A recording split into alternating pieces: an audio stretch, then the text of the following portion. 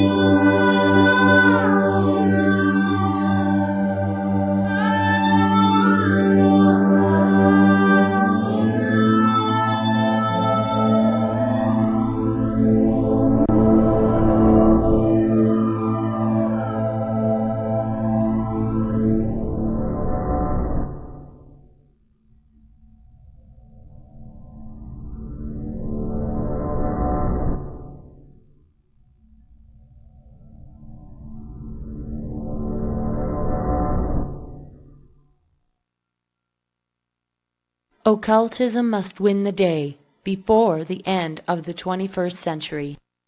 The Zohar appeals to many Jews in a way that makes them regard it as the most sacred of sacred books, for it mirrors Judaism as an intensely vital religion of the spirit, more overpoweringly than any other book or code, more even than the Bible, does it give to the Jew the conviction of an inner, unseen spiritual universe, an eternal moral order. The influence of the Kabbalah has been great, for it has been one of the most powerful forces ever to affect the inner development of Judaism, both horizontally and in depth. If one turns to the writings of great Kabbalists, one seldom fails to be torn between alternate admiration and disgust. Today, we are standing on the threshold of Earth's history, wherein the final countdown between Satan and Yahweh is reaching the climax. The Bible warns us about the intensity of Satan's fierce one-world Machiavellian plans. Woe to the inhabitants of the earth and of the sea, for the devil is come down unto you, having great wrath, because he knoweth that he hath but a short time. In this video, you will witness the shameful teachings of the synagogue of Satan, the KABBALAH. I will be presenting the views of the liberal Reformed Jews, the Hasidic Orthodox interpretation, and other splintered teachings on the KABBALAH. To make my point about the dangerous teachings of the KABBALAH, I will be quoting largely from authors who are in favor of the KABBALAH, using quotes from the KABBALAH itself and other occult sources.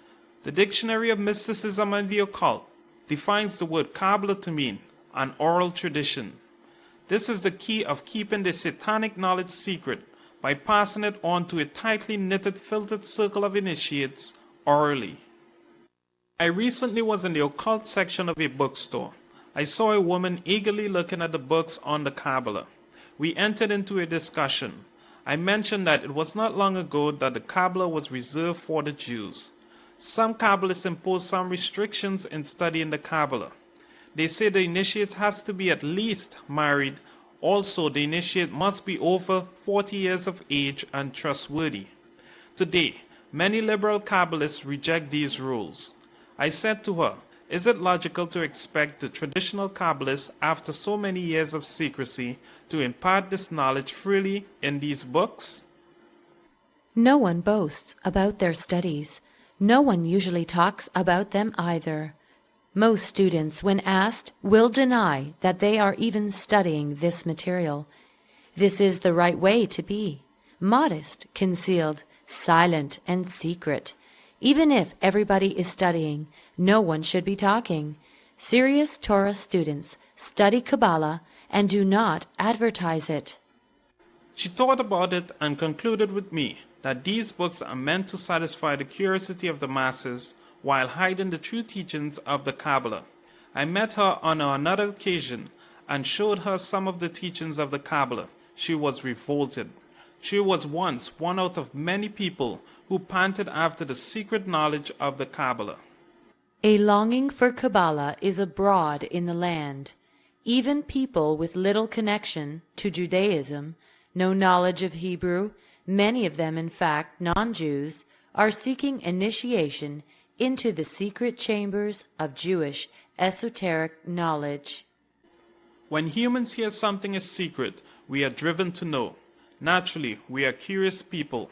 Modern-day Kabbalists supposedly disseminate the Kabbalistic knowledge to the masses, are deceiving people into believing that they possess the secrets of the Kabbalah. Rabbi David Genzelman, the director of Makar, says, It's not the Kabbalah that I know. People take 2 years of classes, and I don't think they learn a thing about Judaism. They learn about proactive versus reactive. Rabbi Grunman interprets the Zohar to a roomful of the uninitiated. In that class, he'd read one passage in Aramaic, which none of his students understood. So he told them to shut their eyes and listen to the vibration of the letters. The people who are drawn to this Kabbalistic jargon are not uneducated people. Many of them are idolized by many. Rabbi Shmuley Boteach thinks Michael Jackson can help rebuild his religion. Lectures he hosted drew as many as 2,000 students. Often, most of them were not Jewish, and often the speakers came from the secular world, including Mikhail Gorbachev, the Latin American soccer star Diego Maradona, Jerry Springer, and Boy George. Shmuley says everyone, both Jews and non-Jews, is going to embrace Judaism. Many actors are Kabbalized, according to the Jerusalem Report. Hot on the heels of the first generation of Hollywood Kabbalah groupies, a new batch of showbiz devotees has jumped on the Jewish mysticism bandwagon described in our cover story. The neophytes included Marla Maples, ex-wife of real estate mogul Donald Trump. New York Magazine said, the Georgia-born Baptist ex-showgirl, eager to please the man in her life, financier Michael Mueller, attends classes in L.A. A few steps ahead of Maples, Oscar-winning actress Gwyneth Paltrow, singer Lionel Richie, and Michael Jackson. For Maples, the non-star in the crowd, Kabbalah may be a trump card in busting into the movies. I take classes. Me too. I'm addicted to it. What's your favorite? Kabbalah. Rabbi Boteach's candid statement about the Kabbalah will show why it's so popular among the heathen. He unmistakably shows the truth that the Kabbalah is opposed to Christianity. Also, he thinks Judaism equips people better than Christianity to enjoy material success and still be holy in God's eyes, making it ideal in this age of prosperity. The Jewish message is, of course you can have it both ways, Shmuley says. We've accommodated ambition. You just have to give money to charity. Jesus says it's more difficult for a rich person to enter the kingdom of heaven than it is for a camel to pass through an eye of a needle. You'll never find a sentiment like that expressed in a Jewish work. In the 1800s, the Queen occultist Helena Blavatsky wrote about the popularity of the Kabbalah and its attacks upon the church. The last quarter of our century is witnessing an extraordinary outbreak of occult studies, and magic dashes once more its powerful waves against the rocks of the church and science, which it is slowly but as surely undermining. Anyone whose natural mysticism impels him to seek for sympathetic contact with other minds is astonished to find how large a number of persons are not only interested in mysticism generally, but are actually themselves Kabbalists. The river dammed during the Middle Ages has flowed since noiselessly underground, and has now burst up as an irrepressible torrent. Hundreds today study the Kabbalah. At the KABBALAHcenter.com, you can purchase baseball caps, t-shirts, hands-free Kabbalah water bottle carriers, Kabbalah love and astrology candles. The reform movement among the Kabbalists are making it rich off the ignorance of their disciples. The traditional Kabbalists are disgusted with the idea of entertaining non-Jews with the Kabbalah. They believe that Jewish mysticism, however deceptively presented, should not be brought to the Gentiles' attention. Rabbi Obadiah Yosef was quoted in a widely read Jewish newspaper called the Jewish Press, demanding that every male Jew should embrace the Kabbalah. If not, they will be punished. I believe it is imperative that the Orthodox community re-embrace mystical Judaism. Many Hasidic rabbis were all adepts of Kabbalah and wrote extensively on the topic. Therefore, anyone who wishes to state any opinions to either discredit the Holy Zohar as being the legitimate teachings of Rabbi Shimon bar Yochai, or to disrespect or discredit the Kabbalah in general, is to be considered a heretic. Every male Jew must study Kabbalah. Rabbi Obadiah Yosef has said in his Yevadai Da'at, "It is a true and correct thing that the value of Kabbalah study is very sublime, and great will be the punishment for those who do not study the secrets of Torah." When the neophyte is initiated into the true secrets of Jewish mysticism, he is warned not to divulge the secrets of the Kabbalah. The Hebrews taught that to divulge after initiation into the rabbinical mysteries, the secret of Kabbalah, was like eating of the fruit of the tree of knowledge. It was punishable by death. With these chilling threats and many rabbinical antics, we can understand why the Kabbalah has an important place in Judaism. Salo Baron was a highly respected professor of Jewish history at Columbia University. In Volume 8 of his 18-volume work, A Social and Religious History of the Jews, said the following: The great days of the Kabbalah as a major historic force in the destinies of the Jewish people lay in the future. We can see the Kabbalization of the world, and not just the Jews, is coming to pass. Let us take a brief historical look at the Kabbalah and then explore some of its teachings. There are different views of the genesis of the Zohar. The Standard Jewish Encyclopedia mentions some of the divergent opinions. In the work, authorship of the Zohar is ascribed to the Tana Simeon ben Yochai, his colleagues, and disciples. Some defend its early authorship, or at least the antiquity of certain sections. Others regard it as the result of a lengthy development. Others consider it to have been written as late as the end of the 13th century by the Spanish Kabbalist Moses de Leon, while others are of the opinion that Moses de Leon utilized ancient material, adding his own contributions. It seems that the two earliest strata were composed between 1280 and 1285 in Spain, and the third by another Kabbalist who was acquainted with the Zohar proper and attempted to imitate it. From the main body of the work there emerges the figure of a strong personality belonging to the Kabbalistic school, reflecting the development of Jewish mysticism in the 13th century. Whether it was written by Simeon ben Yochai in the 2nd century or by the Spanish Kabbalist Moses de Leon in the 13th century, the point remains that myriads of people are influenced by it. The Kabbalah presents a symbolic explanation of the origin of the universe. the relationship of human beings to the Godhead, and an emanationist approach to creation, whereby the infinite light manifests through 10 Sephiroth on the tree of life. The Dictionary of Mysticism and the Occult defines the function of the 10th Sephiroth. The Sephiroth represent levels of spiritual reality, both in the cosmos and in people, because the tree, metaphorically, is the body of God, and people are created in his image. The tree is sometimes shown superimposed on the body of Adam Kadmon, the archetypal man. The 10 Sephiroth in descending order are Kether, Chokmah, Binah, Kesed, Jeberah, Tifereth, Netzach, Hod, Yesod, and Malkuth. The Kabbalah has spiritual links with Gnosticism and other early mystical cosmologies. Wallace Budge was keeper of Egyptian and Assyrian antiquities at the British Museum a century ago. He admitted to this fact in his book, Amulets and Talismans.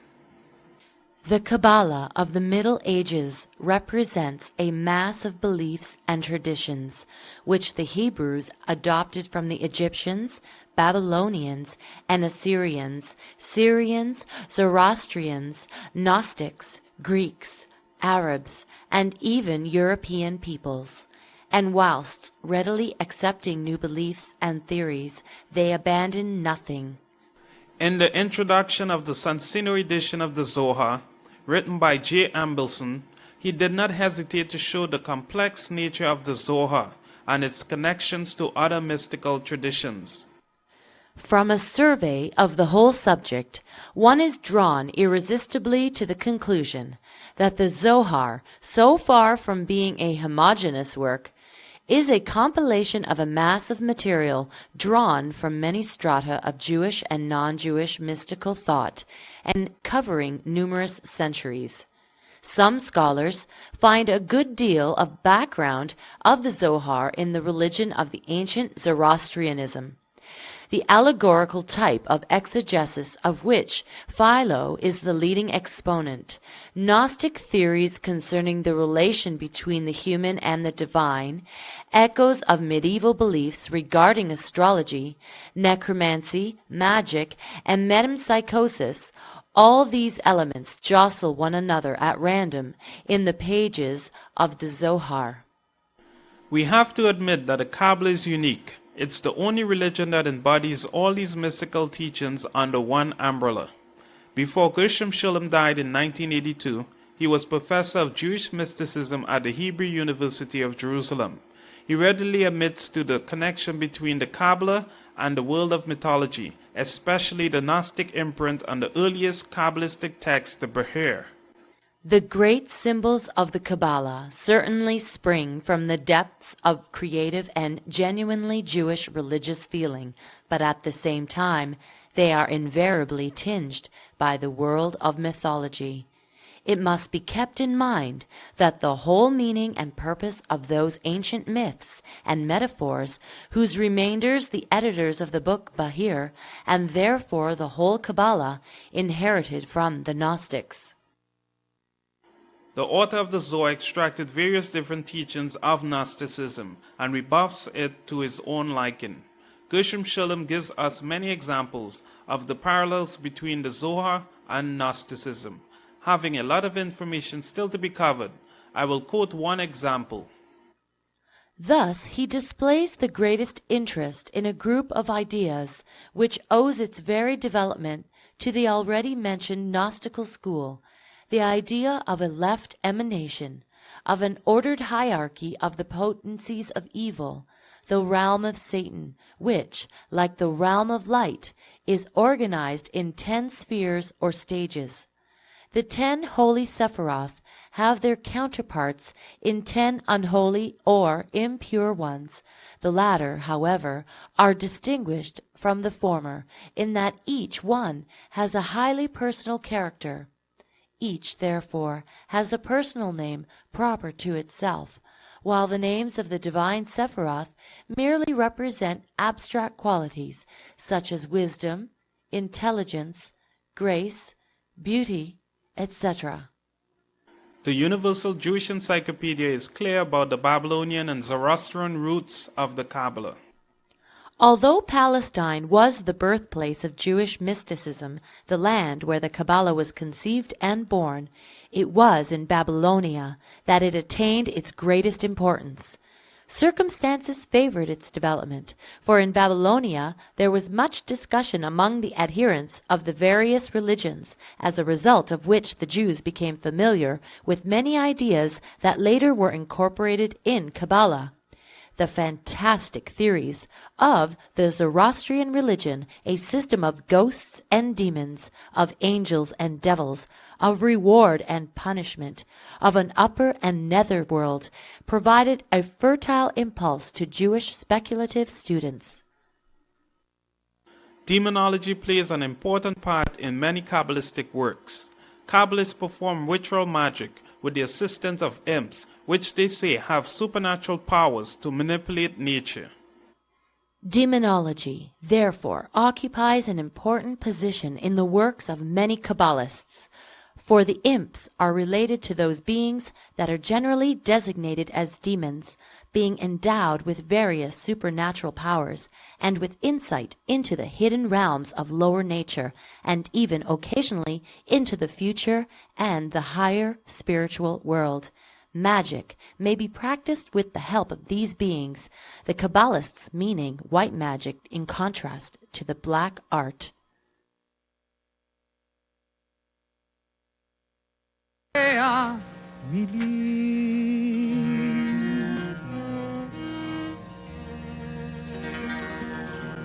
מהם נאמרת תפילה.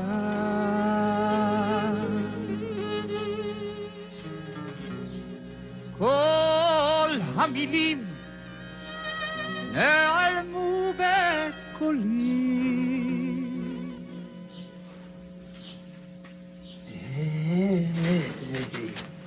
רק מה שאתה רואה אתה אומר, בסדר?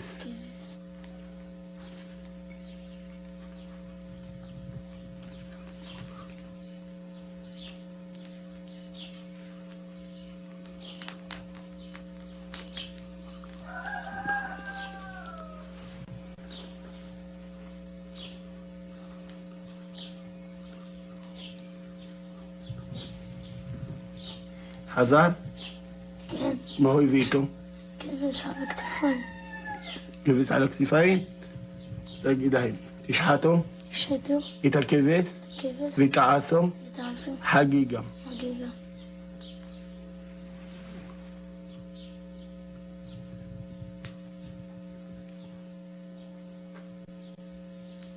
שחטו את הכבש? נעלמו? נעלמו. שמעת או לא? כן, נגמר. Following the healer in his work, we see that he emulates the God of Genesis by taking part in the creation process. In Jewish philosophy, names are the form given to the substance or object.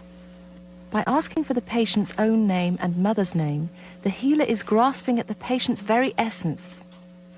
Rather than simply identifying the name with the person, he is delving into the individual's destiny.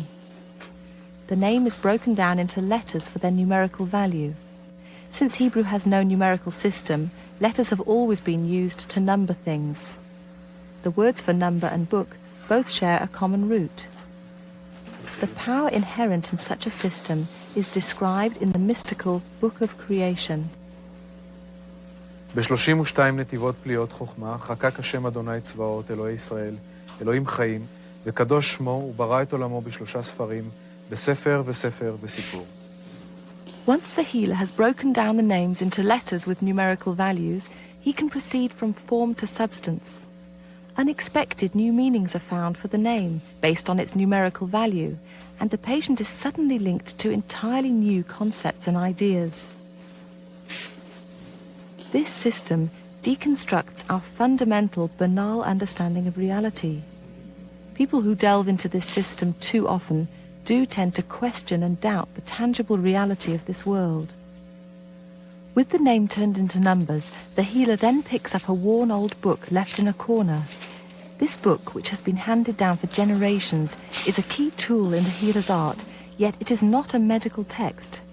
Rather, it is a means of divining, not unlike the conch shells used in the Caribbean or the kola nut in Africa. The prophetic insights it provides lend significance to what was, is, and will be, as long as the numerical values are constant and unchanging. This might explain why Jews are so adamant to bury any Torah scroll with even one letter missing.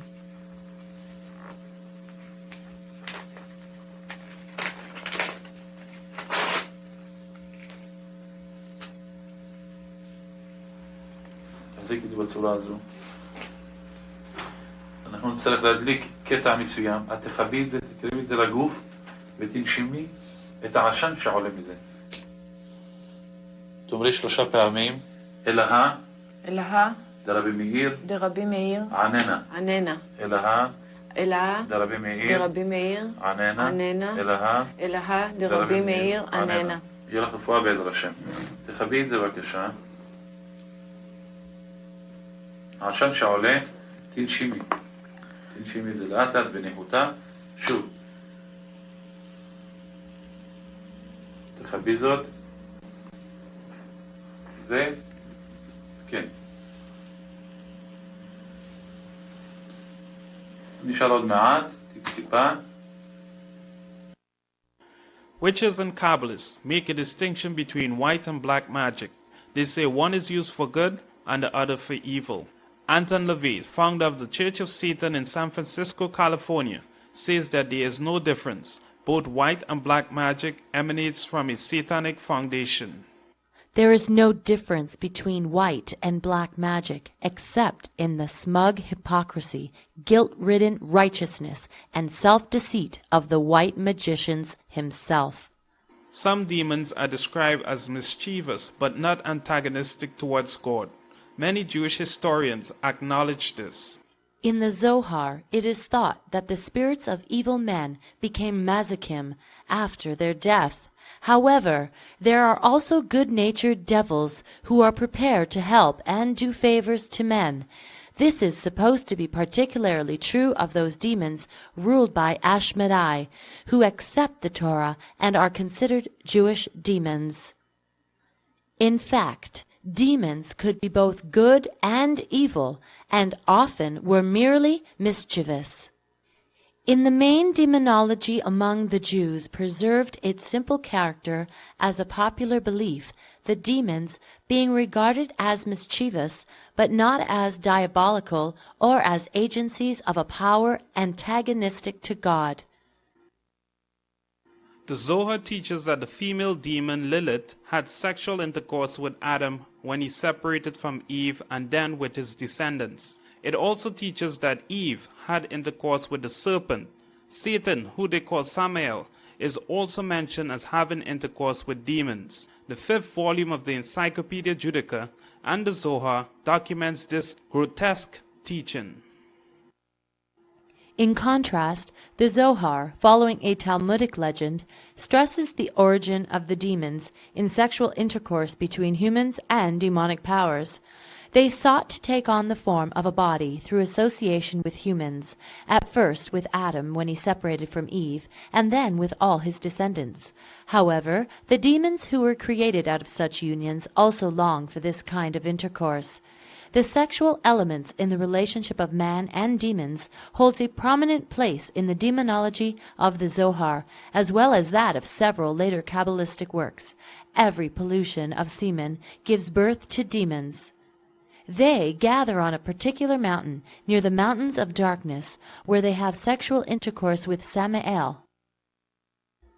Rabbi Yitzhak said that from the time that Cain killed Hevel, Adam separated from his wife. 2 female spirits used to come and mate with him, and he bore from them spirits and demons that roam around the world. This need not be difficult to accept, because even when a man is dreaming, female spirits often come seduce him, conceive from him, and eventually give birth. These offspring are called the plagues of mankind, and take only the shape of humans. Lilith, one of the prominent demonic figures in Kabbalistic mythology, was well known to many ancient mystery religions. Lilith, an irresistible long-haired she-demon of the night, flies through Sumerian, Babylonian, Assyrian, Canaanite, Persian, Hebrew, Arabic, and Teutonic mythology. During the 3rd millennium BC in Sumer, she was at first Lil, a destructive storm or wind spirit. Among the Semites of Mesopotamia, she was Lilith, who later, confabulated with Lael, became Lilith, a night demon who lays hold of men and women who sleep alone, causing erotic dreams and nocturnal orgasm. There is also a Jewish feminist magazine named after the demon Lilith. Let us understand where the Kabbalists adopted the doctrine of the tree of life. Is it the tree of life in Genesis chapter 2 verse 9, or the tree of the pagans which God condemns from the Old Testament? One way to find out is to take a perusal look at scriptures that condemns the worship of trees. Tree and idol worship was adopted by the Israelites from Canaan. The prophets protested against this. Whom are you mocking? At whom do you sneer and stick out your tongue? Are you not a brood of rebels, the offspring of liars? You burn with lust among the oaks and under every spreading tree. And they set for themselves sacred pillars and asherim on every high hill and under every green tree. What is noticeable from these scriptures is that tree worship brings with it a combination of images of the Canaanite goddess, sorcery, rebellion, sacred prostitution, and promiscuity. Asherah. Originally the idol was worshipped as a symbol of the tree of life, but later perverted to mean the origin of life, and pictured with the male organs of procreation.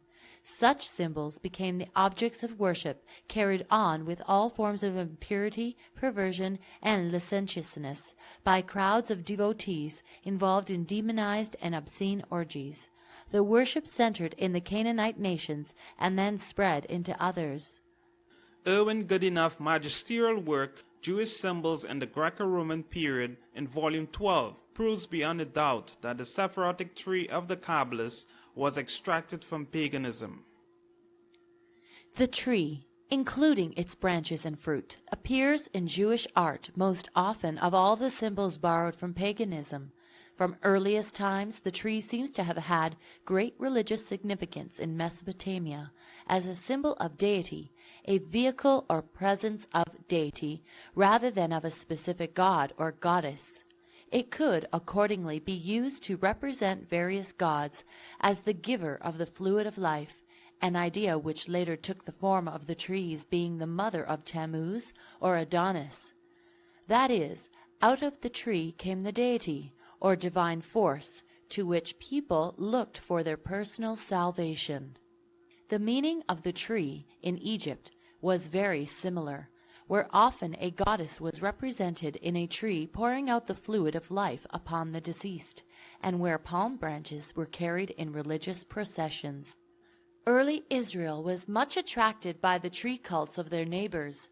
The apocalyptic and mystic ideas of the tree were continued especially in Kabbalistic traditions, where the divine Sephiroth, what we may call the emanations of God's nature, took the form of a tree, from which proceed all souls. Jewish scholars who deny this should listen to what their internationally respected Encyclopedia Judica said about Goodenough's work. In Goodenough's basic theories, there is sufficient material in his great work to stimulate investigation into previously neglected aspects of Judaism and into evidence which has been insufficiently examined. There are other respected historians who did not decline to show the correspondence between the Sephirotic tree and its connections to paganism. The Kabbalists who are not ignorant should not deny this fact, but admit with the Jewish Encyclopedia Volume 12 that the Hebrews joined their neighbors in the polytheistic worship of trees. Trees have been objects of worship in all parts of the world, and the Hebrews were no exception to this. This polytheistic religion of tree worship is robbing God of his glory and giving it over to a diabolical pantheon of deities. This is why the Kabbalah has a plentorious secrets. Overall, their religion is pantheistic and not monotheistic. This will be evident as we plunge deeper into the mysteries of the Kabbalah. By prayers, amulets, and incantations, the Hasidim believe they can manipulate the Tetragrammaton to do their bidding.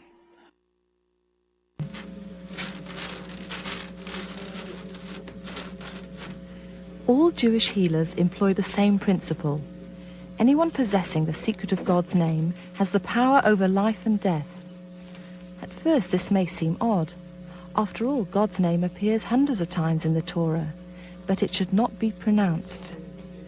It is said that the common names for God in the Torah are simply codes for his true name, which also appears, but in a more subtle way. Some claim that the entire Torah is actually God's name, which explains why generations of Jews have pored over the ancient texts. Hidden within God's name is the secret of life and death. Can such power really be contained within a single word? In effect, it can, since this word is an object in itself, a tangible and real convergence of sound, text, paper, and ink.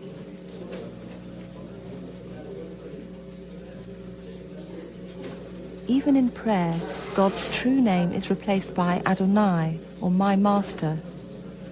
In less sacred circumstances, people say Adoshem, a contraction of Adon, or master, and Shem, or name. But even this is often too powerful, and many people simply say Hashem, the name. God's name combines Shem with soul, or neshama, and breath, or neshima. Merely pronouncing the word has the power to grant life to people, animals, and even inanimate objects, as the story of Rabbi Yehuda Loew of Prague illustrates. By just repeating God's name, he was able to give life to the Golem. The story itself is reminiscent of Genesis, where it is God who breathes life into a lump of clay, turning it into Adam. The role of healer is to restore vitality, or metaphorically to breathe life into an inert lump of clay. He does this through rituals that emulate the creation myth and God's own breath of life. He takes of God's own power, manifest in the sacred name, and uses it for healing. Actually, the healer can be regarded as a thief who steals some of the divine essence of life and channels it to his own patient. Practical Kabbalah, or the art of employing the knowledge of the hidden world in order to attain one purpose, is founded upon the mysticism developed in the Sefer Yetzirah, the book of creation. According to this work, God created the world by means of letters of the alphabet, and particularly those of his name. This was practiced in a similar fashion by the Assyrians, Babylonians, Egyptians, Greeks, and Romans. The chief means of harming or of protecting from harm was the utterance of some word or words invested with the highest magical power, and whoever knew the right word had influence over gods and demons, for they could not resist the command, spoken under certain necessary and auspicious conditions. Magic pervaded the religions of Assyrians, Babylonians, Egyptians, Greeks, and Romans, and in a still higher degree the religions of primitive peoples. Many Israelites rebel against Yahweh when he said to learn not the ways of the heathen. The Kabbalists who claim to have this trump card on the Tetragrammaton is mentioned in the Jewish Encyclopedia as a master of creation. If one learns these combinations and permutations and applies them at the right time and in the right place, one may thus easily make himself master of creation. Fanciful stories in Jewish folklore about Kabbalists magically extracting power from the Tetragrammaton to create a golem is thought to be true. An authority on the Kabbalah lists some examples of these farcical bedtime stories. Once upon a time there was a great rabbi in Prague. His name was Rabbi Judah Loew ben Bezalel, and he is known in Jewish tradition as the Maharal of Prague. A famous scholar and mystic, he is credited by Jewish popular tradition with the creation of a golem, a creature produced by the magical power of a man and taking on human shape. Rabbi Lowe's robot was made of clay and given a sort of life by being infused with the concentrated power of the rabbi's mind. The great human power is, however, nothing but a reflection of God's own creative power. The rabbi finally put a slip of paper into its mouth with the mystic and ineffable name of God written on it. So long as this seal remained in his mouth, the golem was alive. It is the latest embodiment of this magic which we are privileged to dedicate today. It is then any wonder that man should try to do in his own small way what God did in the beginning. The Talmud tells a little story. Rabbah created a man and sent him to Rabbi Zerah. The rabbi spoke to him, but he did not answer. Whereupon the rabbi said, "You must have been made by my colleagues of the academy. Return to your dust." The universe, so the Kabbalists tells us, is built essentially on the prime elements of numbers and letters, because the letters of God's language reflected in human language are nothing but concentrations of his creative energy. Thus, by assembling these elements in all their possible combinations and permutations, the Kabbalist, who contemplates the mysteries of creation, radiates some of this elementary power into the golem. The creation of a golem is then in some way an affirmation of the productive and creative power of man. It repeats the work of creation.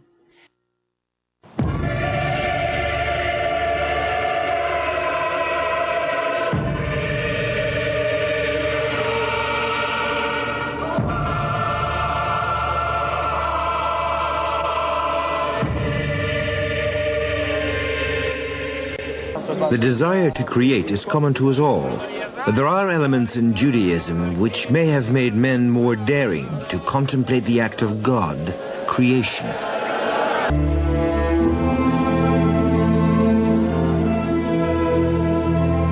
The way of the soul, seeking to understand a world of mystery and magic. From it would come an esoteric philosophy, KABBALAH, which virtually up until modern times was one of the motor engines of Judaism. Among the Kabbalists were some who embraced the idea of the creation of an artificial man. The Talmud mentions how the prophet Jeremiah created a golem. It also tells us that the great sage Rava created a golem. But truly righteous as Rava was, he could not create a golem that could speak. For to have created such a being would have made Rava the equal of God. No golem from later legend would have the power of speech. Scattered far from their Jerusalem, Jewish scholars would discuss the story of Rava and his golem for centuries. Could one become so pure and righteous as to create?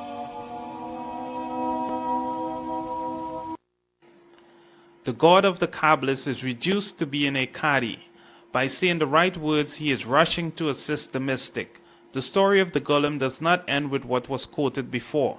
By certain meditative techniques and chanting, the Canaanite mystic is said to create a mental image of a human being and use it for astral travel. There is also evidence that creating a golem was primarily not a physical procedure, but rather a highly advanced meditative technique. By chanting the appropriate letter arrays together with the letters of the Tetragrammaton, the initiate could form a very real mental image of a human being, limb by limb. This possibly could be used as an astral body through which one could ascend to the spiritual realms. Rabbi Joshua Trachtenberg made some revealing remarks about the Jews who used these black arts. The sources indicate that Jews were at least acquainted with methods of inducing disease and death, of arousing and killing passion, of forcing people to do their bidding, of employing demons for divinatory and other purposes. We find accounts of the magician's power to project his soul to far distant places, there to perform an errand, and then return to his comatose body. The use of divination and magic was strictly forbidden to Israel. Yahweh's condemnation of these black arts is expressed in Leviticus chapter 19 verse 26 and Deuteronomy chapter 18 verse 9 to 14. The origin of what is known as the Star of David was a recent addition to the Jewish religion. Gershom Scholem traces its Jewish clone theology back to the middle of the 19th century. Until the middle of the 19th century, no scholar or Kabbalist got the idea of trying to detect in the star anything like the secret of its Jewish meaning. It does not appear at all in books on the religious life, nor in the entire literature of Hasidism. And this was the case not because such meaning was assumed and not considered problematical, but rather because no one even dreamt of such meaning. The six-pointed star or hexagram became the insignia of Zionism. The star was mentioned and condemned by the God of Israel in Amos chapter 5 verse 26, and it was called by him the star of your God Moloch, or otherwise called Kiun.